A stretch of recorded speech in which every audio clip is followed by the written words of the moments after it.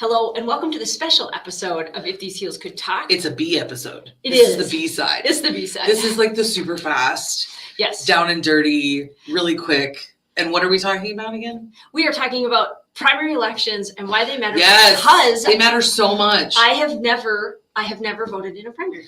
Okay. Exactly. A lot of people have never voted in a primary. Well, that's just it. Did you know that you could only vote for your party in a primary? I did because I read all the directions in my mail-in ballot. Okay. and I kind of was aware of that. It's one of those things where you studied it in school. Yep. I have one or two friends that do this, right? Yep. So they every year they prep me. They're like, don't forget the primary's coming up. And I put it on my calendar for like the last 10 years for sure. But every time, I'm so busy. Like all the things. That's why the mail-in ballots are great. And I'm just like, this year's the year. I'm doing this. Yeah. So the biggest reason. And I know you do vote. I vote religiously. Yes. I vote in every primary. I vote every time I'm asked to vote. Yeah. I honestly don't know, maybe once or twice that I've been eligible to vote for something since I was 18 and I didn't. And it would have been things like working for somebody else and couldn't get away, which is, by the way, if you have employees, you have to give them time to vote. There we go. You have to, if they need to take an hour to leave the office in the middle of the day and vote because of their work schedule. But that's why polls are open early in the morning and later in the evening. But stuff like that. I mean, like really, really like large life events maybe, but I've voted every time. So it was very interesting to I got mine in the mail. And it's very different. To look at it. It was very different. There were all these different columns for where I'm at. And then it was like, you have to stay in your column. Yep. They're like, don't wander off, or that's it. They were very clear. They're like, we'll shred this thing. Yes. So, and here's why. I think a lot of people don't understand the function of a primary. Help me. So here's why. The function of a primary is to decide who's going to be on the main ballot. So if you are one of those people who does not like who your party places, or you talk about having to choose between the lesser of two evils, right? Yes. Or you don't like who your party chooses to put on the ballot, the primary is your opportunity to vote for who your party chooses to put on the ballot. And if you want to get even more involved in that choice, then you need to caucus ahead of the primary. We'll have to have another podcast about that one. And more about that.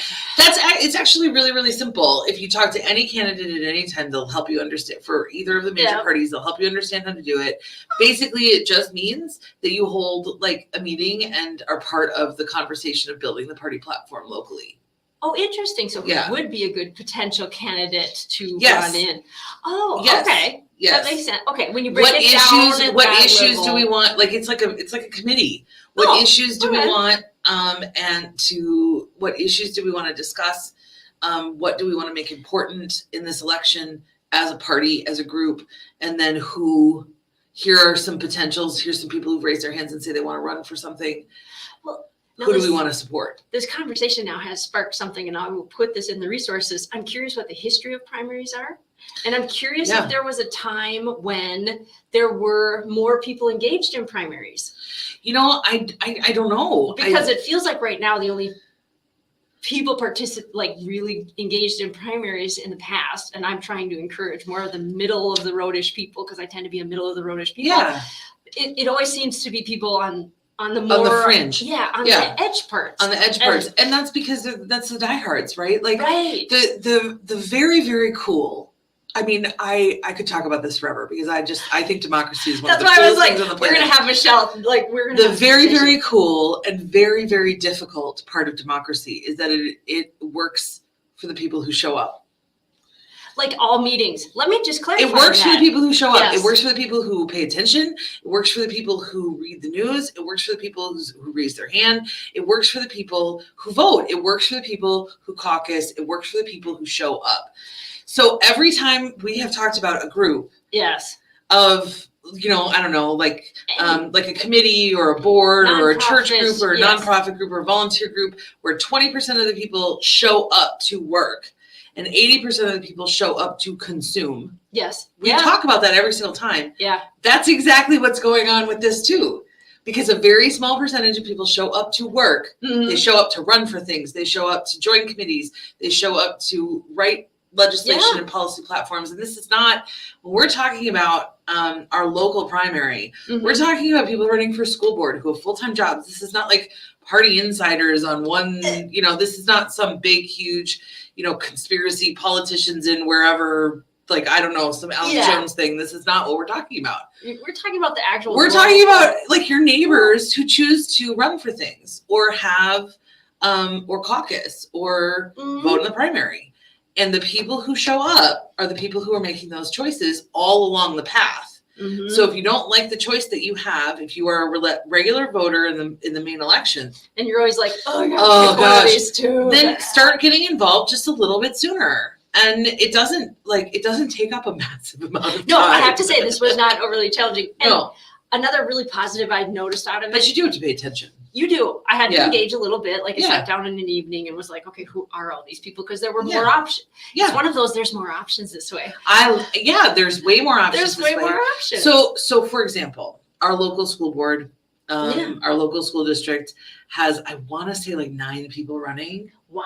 For something how many like positions? that. For 3 at-large positions. Oh, wow. Okay. There's something like 9 people running. So the primary is really important. Yeah. Because the primary will determine 6 people that go on the ballot out of those 9. So some people are going to get cut in this round. Yeah. Yeah. And it's the people that don't win the primary that are going to get cut in this round. And then in the next round, if you can't get through the primary, you can't even get on the ballot. You're done. Yeah. Yeah. You can't get on the main ballot. Yep. So if you vote only in the main election, you may never know that 3 or 4 or 5 more people were options 3 months ago.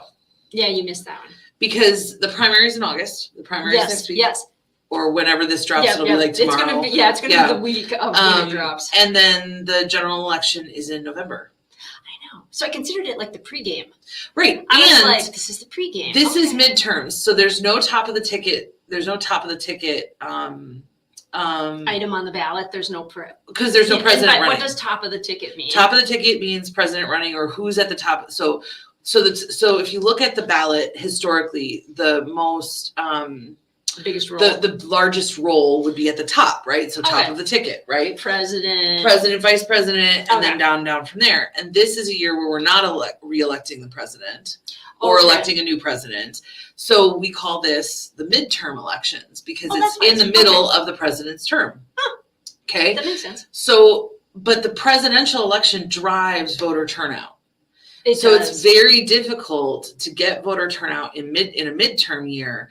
And so you end up, again, when you have low voter turnout, especially people in the middle, because they don't have a lot at stake. They don't really have a strong opinion about their state representatives or their Senate candidates And I think, speaking for myself, kind of somewhere in the middle-ish gray zone, it's just that I had not had a full awareness of how important many of those roles also were to things that were important to me. Right. And I think a lot of people are coming to that awareness, feeling that way. And it's like, what can I do? Well, this is the one thing, this is what I felt like. I'm like, this is the one thing I can do. Yes. There's a bunch of things I can't do anything about. So who cares?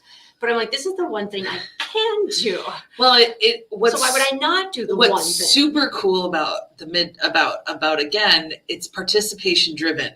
Right. So if we all collectively decide that we want to give up on this system, then the system collapses just as readily as if someone comes in and takes it away from us. Interesting. So we can burn down our own house or we can rebuild it ourselves. Yep. And that's the magic and the amazing thing about this democratic system. Which is fascinating. And that's what I'm celebrating. And it's super exciting. And when you vote, you're celebrating that.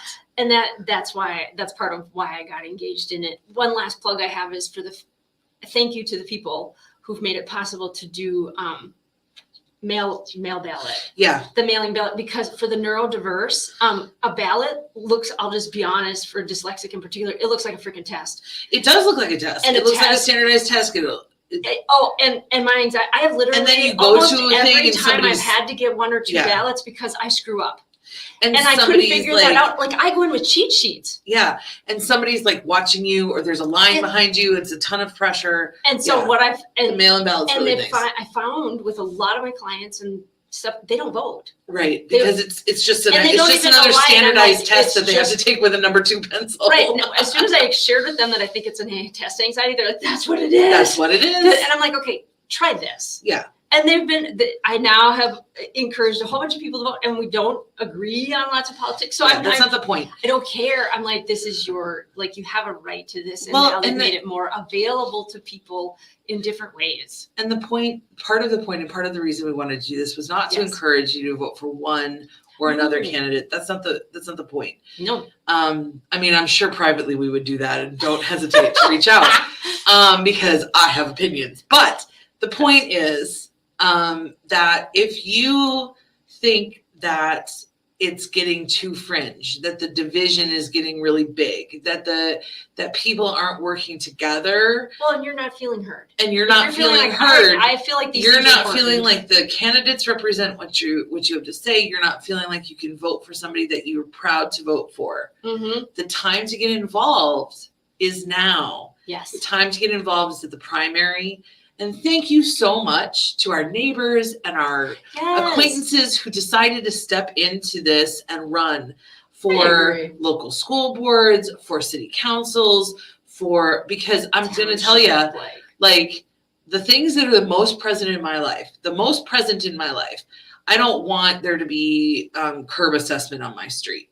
Yeah. I don't want to pay for sidewalks. Right? Yeah. We don't have them. I don't want them. We don't need them, I feel, but we don't have them. And that could become a the city might decide that they want them. Mm-hmm. And then I'll have to pay for them.